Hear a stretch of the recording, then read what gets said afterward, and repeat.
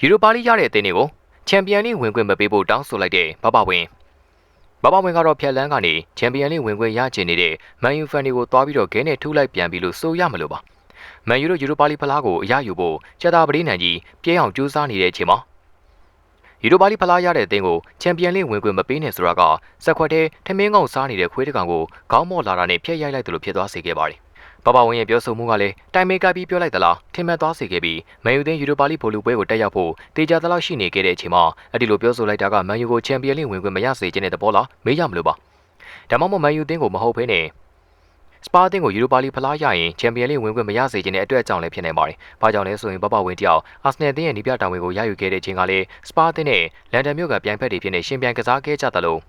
မဟာပြိုင်ဘက်တွေဖြစ်လေရင်ဆိုင်ခဲ့မှုတဲ့အတွက်ကြောင့်လည်းဖြစ်ပါတယ်။စပါနဲ့အာဆနယ်ဆိုတာလန်ဒန်ပြိုင်ဘက်ရန်သူတော်တွေဖြစ်ပြီးပြိုင်ဆိုင်မှုတွေကလည်းပြင်းထန်ခဲ့မှုတဲ့မဟာပြိုင်ဘက်တွေဖြစ်နေမြောက်လန်ဒန်ဒါဘီပြိုင်ဘက်တွေပါ။ဒီရာသီယူရိုပါလိဖိုင်နယ်ကိုတက်ရောက်နိုင်တဲ့တင်ကမန်ယူသင်းတင်းနဲ့မဟုတ်ဘဲနဲ့စပါသင်းလည်းပါဝင်ဖြစ်တဲ့အတွက်ကြောင့်ပဲဖြစ်ပါတယ်။2025ယူရိုပါလိပိုလူပွဲဟာအင်္ဂလန်တင်းနဲ့တင်ကြောင်းတိုက်ပွဲဖြစ်လာဖို့များနေပြီးမန်ယူသင်းနဲ့စပါတင်းတို့ဟာပေးစရာအောက်ပိုင်းမှာရပ်တည်နေခဲ့ပါတယ်။မန်ချက်စတာယူနိုက်တက်အသင်းကဆီမီဖိုင်နယ်မှာပထမကြော်ပွဲမှာအက်တ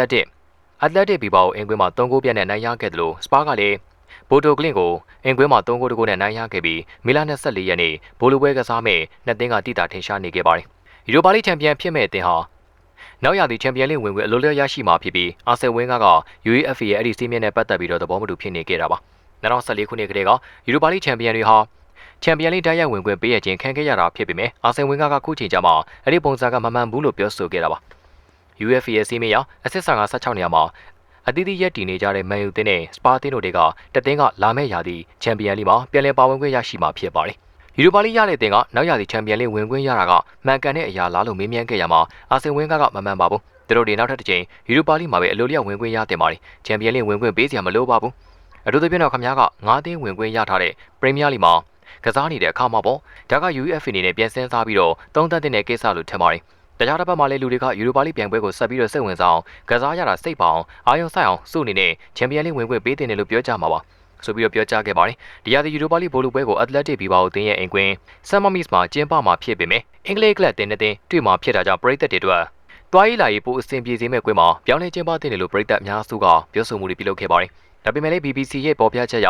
UEFA လူပေါင်း9000ဝန်းဆန့်တဲ့ဘီဘာကိုကွင်းကနေဒီချိန်ကြောင်းမှာတခြားကွင်းပြောင်းလဲကျင်းပဖို့စီစဉ်မရှိဘူးလို့သိရပါတယ်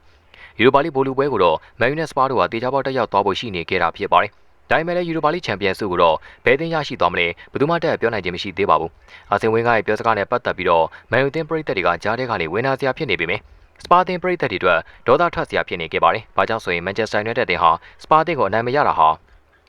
ပရီးမီးယားလိဘောလုံးရာသီနေရာသီရှိပြီဖြစ်တယ်လို့ဒီရာသီကာရာဘောင်ဖလားပြိုင်ပွဲဖြစ်နေကွာတာဖိုင်နယ်မှာရင်ဆိုင်ထားခဲ့တဲ့ချိန်ကလေစပါသင်းကမန်ယူသင်းကိုအနိုင်ရထားခဲ့တဲ့အတွက်အကြောင်းပဲဖြစ်ပါတယ်